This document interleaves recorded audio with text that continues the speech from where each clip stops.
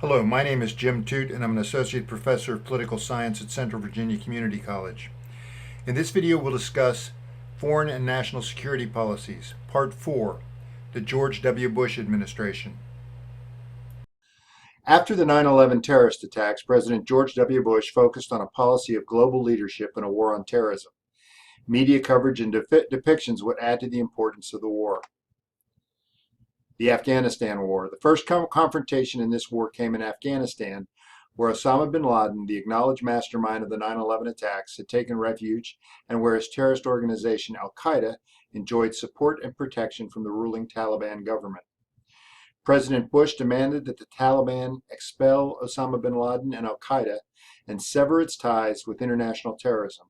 When this did not happen, the United States and its allies began aerial strikes against terrorist facilities and Taliban military targets inside Afghanistan on October 7, 2001. Ground forces were supplied largely by the Northern Alliance, a coalition group that had opposed Taliban rule. Its efforts were aided and guided by the Central Intelligence Agency and U.S. military forces. The Taliban soon surrendered, but its leader and Osama bin Laden remained at large. In covering the war in Afghanistan, the U.S. media reported a consensus among policymakers and the public on the need to defeat the Taliban. The media also focused on military strategy and its execution and paid little attention to the loss of life and destruction caused by the war. As CNN Chairman Walter Isaacson wrote in a memo instructing its correspondents not to focus excessively on Afghan suffering, we must redouble our efforts and make sure we do not seem to be simply reporting from their vantage or perspective. Nation building turned out to be far more difficult than overthrowing the Taliban. Some roads and buildings were rebuilt, and some girls, excluded from education by the Taliban, returned to school. Presidential elections held in 2004 and 2009 were won by the more or less pro-U.S. Hamid Karzai. There was little security, stability, and prosperity, or rule of law. Osama bin Laden would be killed on May 1, 2011 by U.S. Navy SEALs in his hideaway in Pakistan.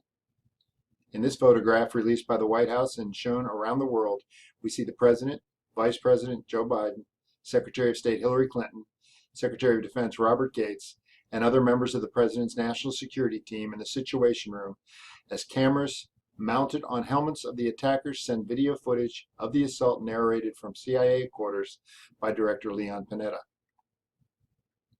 The Bush Doctrine. President George W. Bush outlined a new direction for American foreign and military policy. Known as the Bush Doctrine, it contained three interrelated themes. First, predominance is the necessary foundation of American military strategy. The United States must possess a significant military power advantage over all other states so that it can act unilaterally to defend its national interests when and where it sees fit. Second, the strategy for employing military power is preemption.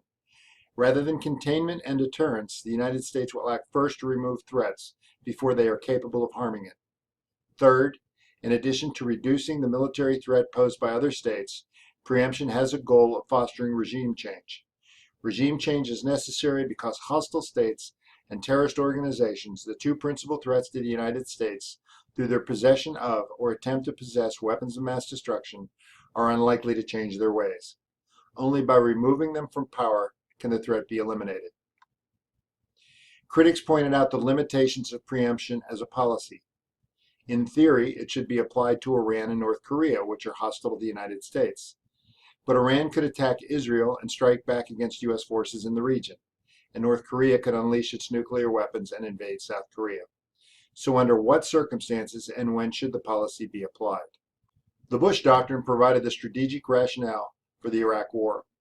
The diplomatic maneuvering leading up to the war entered into the final phase on March 17, 2003, when President Bush addressed the nation and gave Saddam Hussein 48 hours to leave Iraq.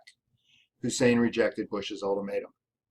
The first blow in the war was struck in the early morning hours of March 20th, when President Bush ordered an airstrike against the Iraqi leadership. The ground war began early the evening of the same day as American and British forces crossed into Iraq from Kuwait. Baghdad fell on April 9th. To make its case, the administration treated unclear or ambiguous information as certain facts, for example, that Iraq had attempted to obtain uranium from Africa. It ignored intelligence questioning whether Iraq possessed weapons of mass destruction and implied links between Saddam Hussein, 9/11, and terrorists that were never proven. The administration also used inflammatory language. "We don't want the smoking gun to be a mushroom cloud," said National Security Advisor Condoleezza Rice. On May 1, 2003, aboard the USS Abraham Lincoln, President Bush declared an end to major hostilities. In Iraq, celebrations of peace were short-lived as looting and anarchy soon became the order of the day, followed by an insurgency and sectarian conflict. The United States soon went from liberator to occupier. To build support for the war, the administration had claimed that Iraqi dictator Saddam Hussein was a major threat to the United States because he possessed biological, chemical, and perhaps nuclear weapons of mass destruction and was likely to supply them to terrorists. President Bush announced victory, but Iraq remained a country with ethnic and tribal divisions and religious fanatics following the dictates of clerics.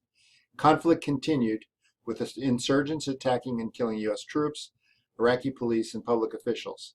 Weapons of mass destruction were not found. The conditions of the country's infrastructure was dire. Many more billions of dollars were needed to pay for the war and reconstruction and to keep U.S. troops in Iraq. Media coverage of Iraq turned critical. There were frequent reports of bombings, suicide attacks, and stories of people kidnapped and beheaded. There was a media feeding frenzy of revelations about and photographs of torture by U.S. personnel and private contractors in the Abu Ghraib prison in Iraq and in Afghanistan. In summary, the Bush Doctrine was three-pronged. It featured predominance, preemption, and regime change as the pillars of U.S. foreign policy.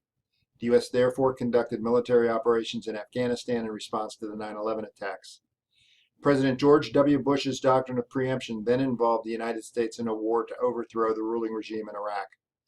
While the media initially gave favorable coverage to the decision to go to war and to the military operations in Iraq, subsequent revelations about errors made both before and during the war brought about media criticism of the administration's decision to go to war and its conduct of the war.